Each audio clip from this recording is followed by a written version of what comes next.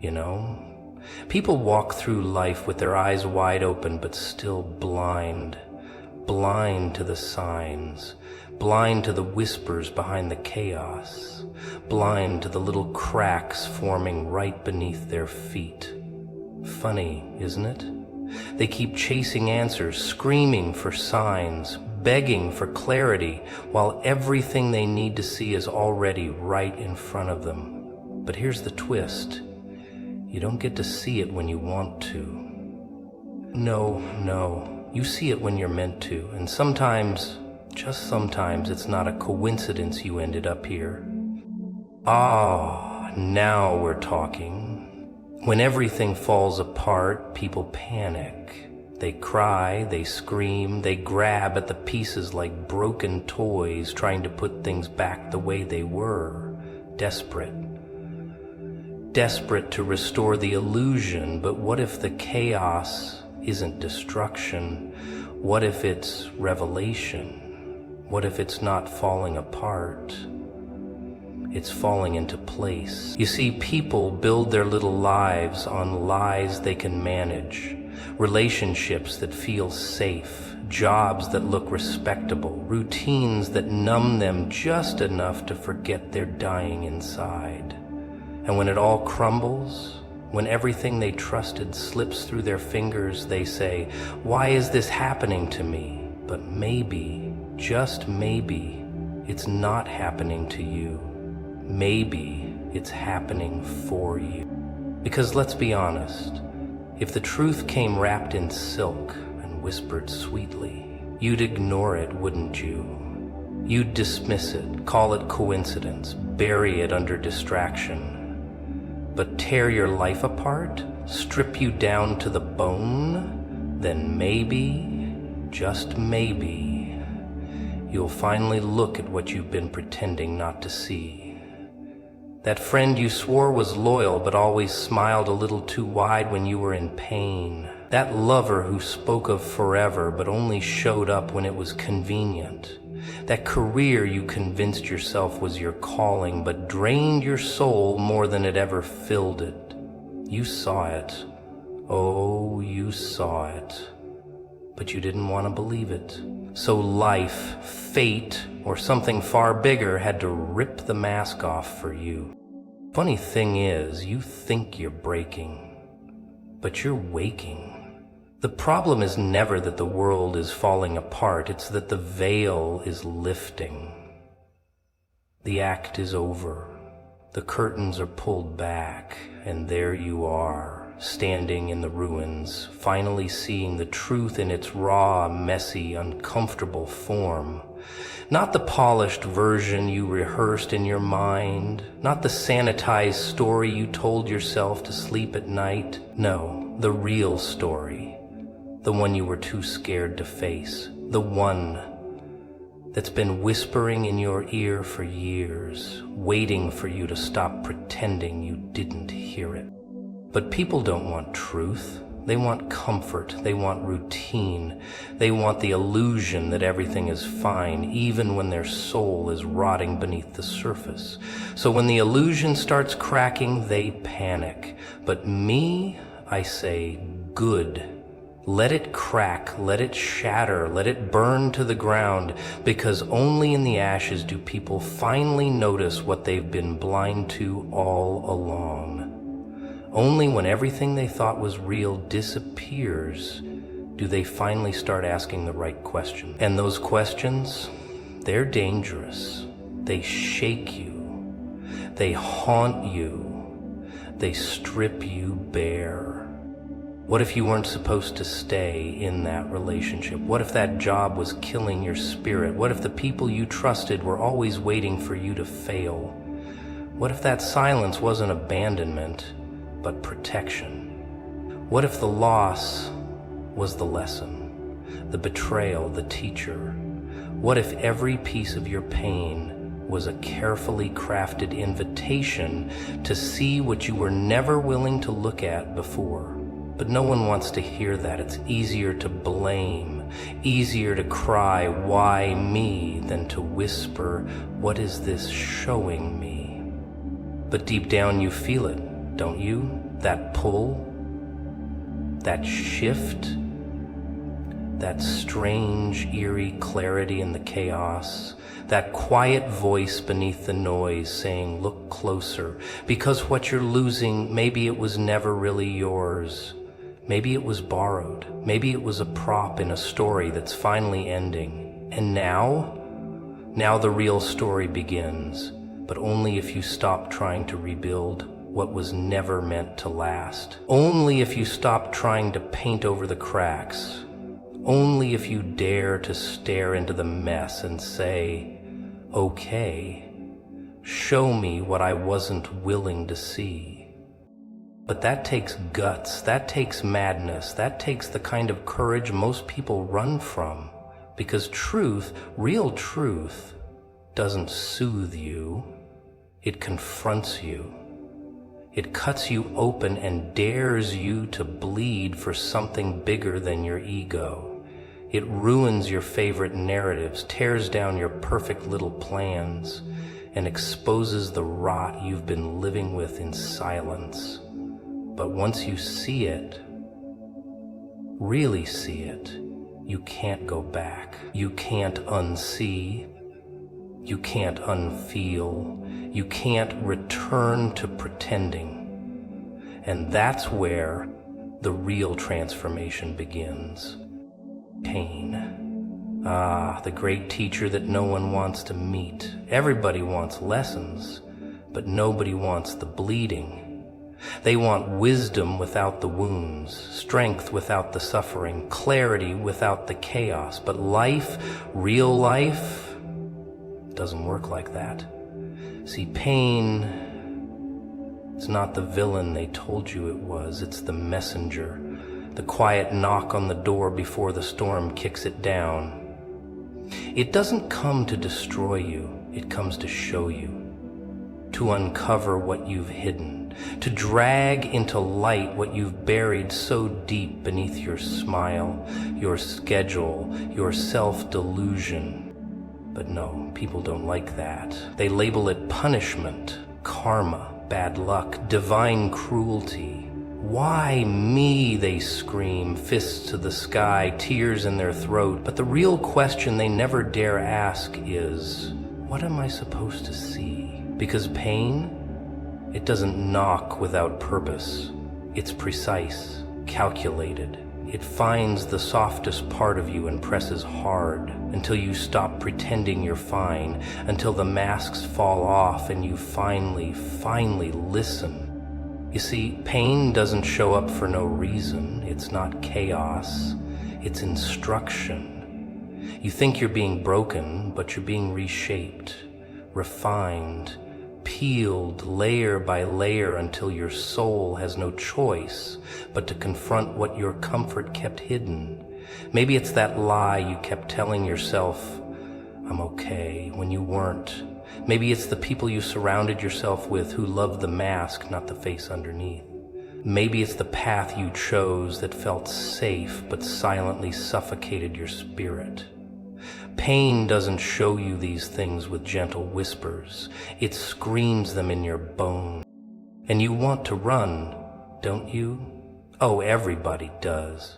They want to numb it, drown it, bury it under distractions and empty pleasures, pills, parties, prayers recited like scripts with no conviction behind them.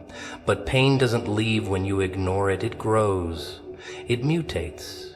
It follows you like a shadow, getting louder and louder until eventually it breaks something, not to ruin you, but to awaken you. Because only when something breaks do you finally look down and see what's been rotting beneath the surface all along. And when it hits you, when you finally see what the pain was pointing to all this time, it's terrifying. Because the truth it reveals, it's not pretty. It's not polished. It's not the version of your life you post online. It's the raw, cracked, bleeding version of you. The version you've tried so hard to avoid.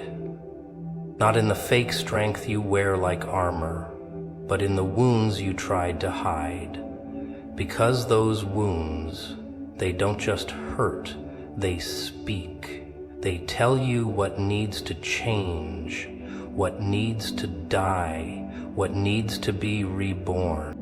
But of course, no one wants rebirth. Everyone wants resurrection without crucifixion. They want transformation without pain. They want the glory without the grave, but it doesn't work that way. You want to grow, you want to evolve, then something has to burn, something has to scream, something has to die, and pain is the fire that does the job. It sears through the illusions, it melts the ego, it peels away the fake peace you built to avoid confrontation, until you're left with nothing but truth and scars. And those scars, oh, they're not shame, they're proof. Proof you survived, proof you saw, proof that something sacred happened inside you, something nobody else can fully understand, because pain is personal. It's a dialogue between you and something higher, something deeper. It's a reminder that you were never meant to live numb. You were meant to feel, to ache, to be undone, because only through being undone do you discover what you're truly made of. But people will try to silence your pain. Be strong, they'll say. Stay positive, as if positivity was supposed to replace process, as if strength meant suppressing everything you feel. But real strength is staring your pain in the face and not looking away. It's choosing to feel every broken piece instead of pretending you're whole. It's walking through the fire, not around it, because somewhere in that fire, something holy is being formed. Something you never would have found if everything had stayed comfortable. Silence. Now there's a sound most people can't handle. It's too loud for them. Too haunting. They fill their days with noise, constant chatter, background music, scrolling, talking, pretending. Because deep down, they know what silence really does. It strips away the distractions, tears off the masks, and makes them sit with the truth they've buried so deep they forgot it even existed. But here's where it gets fun. When everything goes quiet, when your prayers bounce back unanswered, when life feels like it's standing still, that's not absence. That's precision. That's orchestration. That's something bigger clearing out the noise, so you can finally hear what you've been avoiding. Oh, but they don't like that part, the quiet. It's unsettling. Because in silence, the real questions start screaming. Why am I still here? What am I really doing? Is this even what I'm supposed to be chasing? And most people aren't ready for those questions. They'd rather drown them in busyness. But silence is sacred. It's a pause before the shift, a breath before the change, a stillness that makes you listen, not with your ears, but with your gut, your soul, your instinct, the parts of you that don't lie. See, when you stop hearing the noise of the world, you start hearing the whispers from within. You start noticing things, subtle things. That one conversation that left a knot in your stomach. That friend whose words sound supportive but feel like poison. That goal you thought you wanted but now tastes hollow in your mouth. The silence, it doesn't create confusion. It reveals clarity. It's just that most people don't like what it reveals because it's not always comforting. Sometimes it tells you to leave. Sometimes it tells you to stop. Sometimes it tells you that everything you thought you wanted isn't what your soul needs. But here's the kicker. When the noise disappears, you also start hearing a voice you forgot was there. Not a booming voice from the sky, not thunder and lightning, no. It's quieter, subtler, like a hum beneath your thoughts, a tug beneath your ribs, a voice that doesn't rush. It just waits. It's been there all along, but now you finally notice it. And it doesn't always give you answers. Sometimes it just gives you a discomfort in a place that used to feel safe, a restlessness in your chest that won't go away, a feeling that you've outgrown everything around you but haven't figured out what's next. And most people, they try to push it down. They try to distract themselves with new plans, new people, new pleasures. But the voice doesn't go away. The silence just makes it louder. And the longer you ignore it, the more life starts to fall apart, not as punishment, but as a push to pay attention, a push to stop pretending everything's fine when your soul is suffocating, a push to move, to shift, to evolve, because maybe, just maybe, the silence isn't something to escape from. Maybe it's something you've been invited into. It's funny how people say they want peace, but when peace finally comes in the form of quiet, they call it loneliness. They mistake stillness for stagnation. They think silence means God has left the room. But sometimes silence is the most divine sound you'll ever hear, because in that silence, there's no pretending, there's no performance, there's just you and truth. And once you start hearing it, really hearing it, you can't go back to the noise. You can't go back to shallow conversations and hollow routines. You can't unhear what's been revealed in the stillness. People don't realize that the most powerful messages don't always come in thunder. Sometimes they come in a whisper that slips between your distractions. A whisper that says, "This isn't it anymore." A whisper that says, "There's more." A whisper that says, "Let go." But to hear that whisper, you've got to get quiet. You've got to be brave enough to stop running, stop talking, stop pretending, and just listen. And when you do, when you finally tune in, you'll realize the silence was never empty. It was full of direction, full of instruction, full of everything you've been searching for in all the wrong places. You ever notice how people cling to routines like they're life jackets in a storm? Same places, same faces, same prayers said with lips that don't even feel the words anymore. It's all so mechanical, predictable. They call it stability, but it's more like spiritual sleepwalking. Walking through the motions, nodding at the sky, lighting candles, folding hands, hoping something changes, while deep down, nothing's moving, nothing's shifting, nothing's actually alive. But here's the twist. When something higher wants to wake you up, it doesn't send you comfort. It sends disruption. It shakes what you thought was sacred, rattles what you thought was untouchable, and suddenly the routine doesn't work anymore. And oh, the panic that sets in. People get uncomfortable when the things they trusted start to feel unfamiliar. They say something feels off, but they keep showing up, keep repeating the rituals, because that's what they've always done. That's what they were taught. That's what's expected.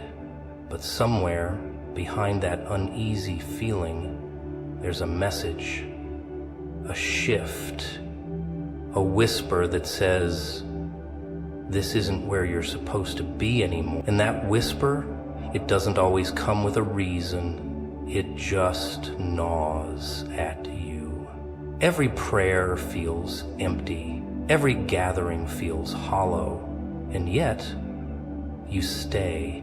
Because change is terrifying, even when stagnation is killing you. See, people think spiritual growth is always about addition, more faith, more prayer, more rituals, more rules. But sometimes growth is subtraction. Sometimes it's being pulled away from what used to feel holy. Sometimes it's being stripped of what once brought peace, not because it's evil, but because you've outgrown it.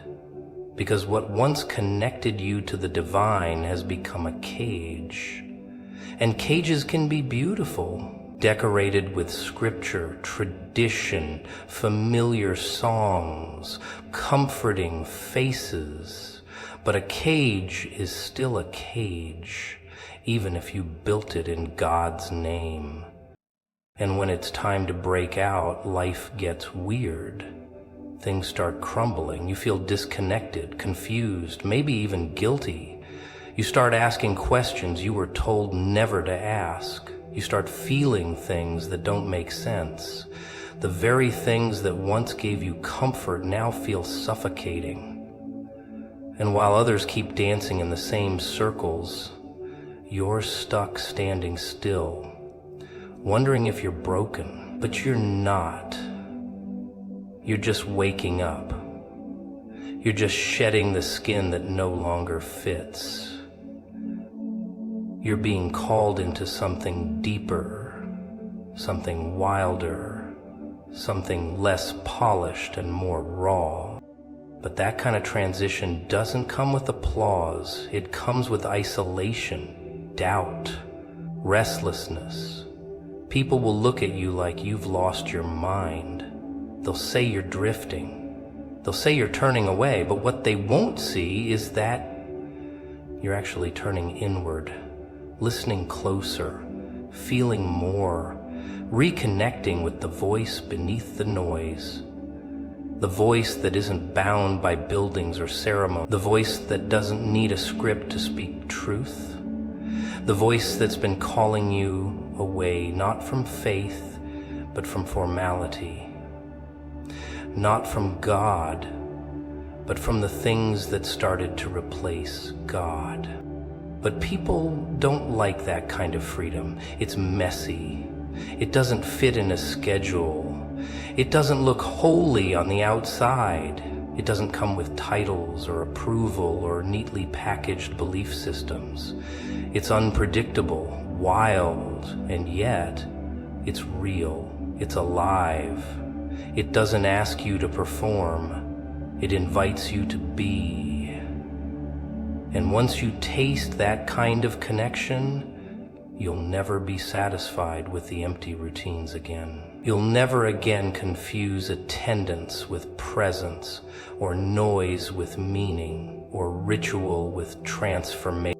But before you get there, before you break free, you'll go through a phase that feels like loss, like grief, like spiritual withdrawal, because you're not just walking away from a place, you're shedding an identity, a version of yourself that clung to the familiar because it was safe, a version that mistook repetition for revelation. And that shedding, it's not painless. It stretches you, it unravels you, but it's necessary. Because sometimes what you think is a sanctuary is actually a ceiling.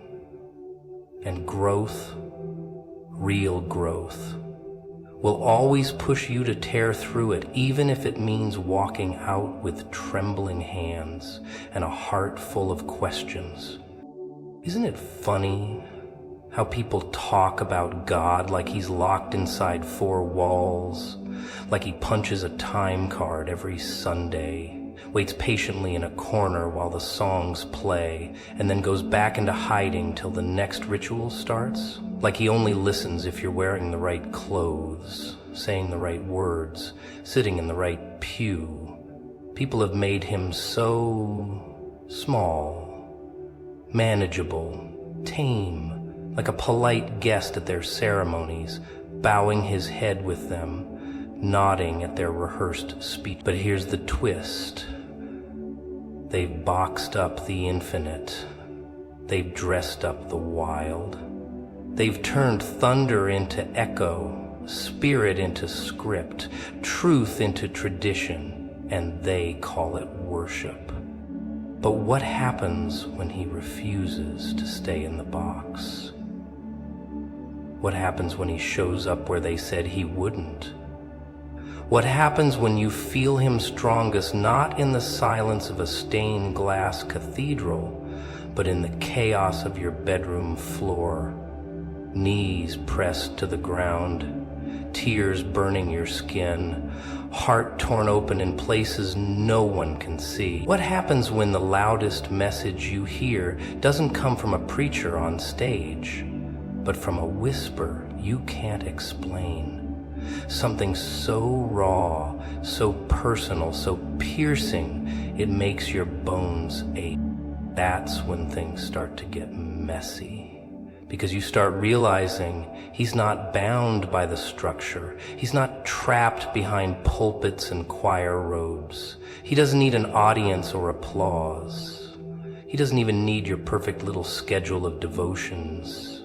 He'll speak through a stranger in a grocery store, a child's laugh, a painful memory, a shattered mirror. He'll show up in your mistakes, in your midnight prayers when you don't even have the strength to speak. He's not waiting for you to perform. He's already in the middle of your mess. Hands dirty, heart wild, eyes locked on you like you're the only soul left in the universe. But they don't tell you that part, do they? They don't want to admit that sometimes the most divine encounter won't happen under a spotlight. It'll happen in the dark, when you're falling apart, when your faith feels like dust, when you're screaming at the ceiling asking why everything hurts so much. That's where he shows up most, not to condemn, but to remind you he never needed the performance. He only ever wanted presence, realness, honesty, that guttural broken cry you've been hiding from everyone else. That's the sound that shakes heaven. That's the sound that makes him move. But people don't like that kind of truth. It's too raw, too unfiltered. It means he's not just theirs anymore. It means they can't gatekeep the sacred. It means you don't need permission to be chosen. Don't need a stage to be seen. Don't need credentials to be called. And that scares them. Because if he's really that close, if he's really that wild, then it means he'll flip tables, he'll shake system, he'll break all the polished rules they built to feel important. And he will, he does, he always has. You ever feel that fire in your gut? That unexplainable pull to walk a path no one around you understands?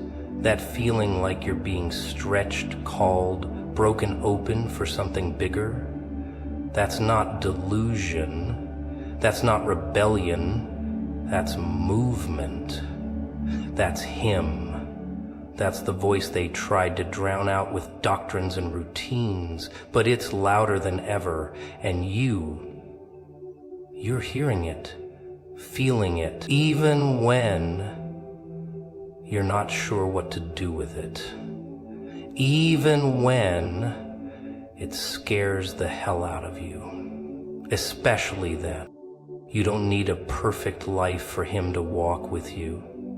You don't need a clean record, a flawless prayer, or a seat in the front row. He's not after your perfection. He's after your surrender. The kind of surrender that doesn't happen on a schedule. The kind that hits you when the world goes silent and you've got nothing left to give but your broken pieces. That's where the real encounters happen. In the wreckage, in the unraveling. In the cracks that tradition couldn't cover up, that's where he whispers things no sermon ever taught you. That's where he shows you what they were too afraid to say. That he's not confined to a building, he's not impressed by performance, and he's not waiting for your Sunday best. He's already here.